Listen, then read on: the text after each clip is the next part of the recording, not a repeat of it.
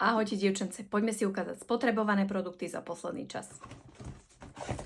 Nivea, to už vám snáď ani úplne nemusím ukazovať, tie, čo ma sledujete dlhšie, míňam toho dosť. Milujem Niveu. Skúsila som od Nivei aj toto telové mliečko, alebo teda balzám a neohúrilo ma to. Ani vôňa, ani tá konzistencia, malo to také olejové guličky.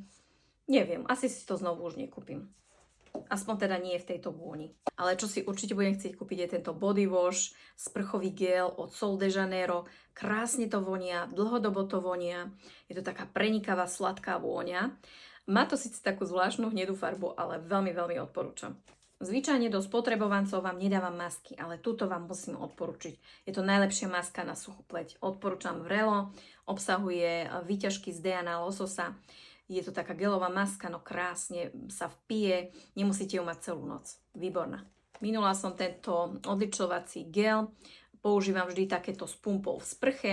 To je jedno, či som odličená, neodličená, proste mám to tak zaužívané. Bol dobrý, ale ničím ma neohoril, ale je cenovo dostupný. Táto špirála od Essence je super.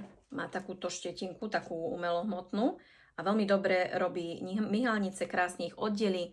Takže určite odporúčam Call Me Queen od Essence.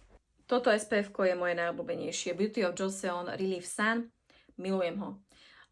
Je vhodné na suchšiu pleť a aj normálnu.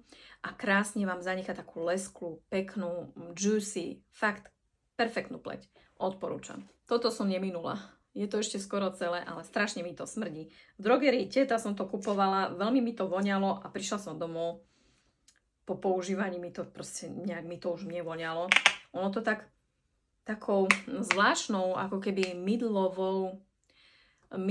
keď poznáte tú, jak sa volá to, žlčové mydlo, ale takéto klasické, staré, starodávne, tak nejak mi to voní, smrdí. Neodporúčam.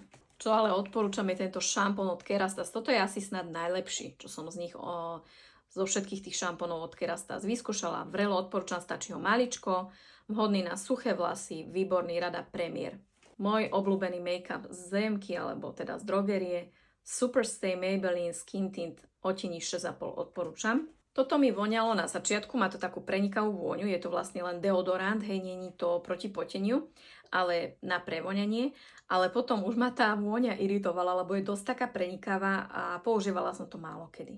Micelárka od Balea, tu ste u mňa už určite videli, veľmi mám ju rada, nedraždí mi oči, odporúčam. A posledná vec, The Ordinary Retinal 0,2, veľmi dobrý, odporúčam, aj cenovo dostupný, dobrý retinál.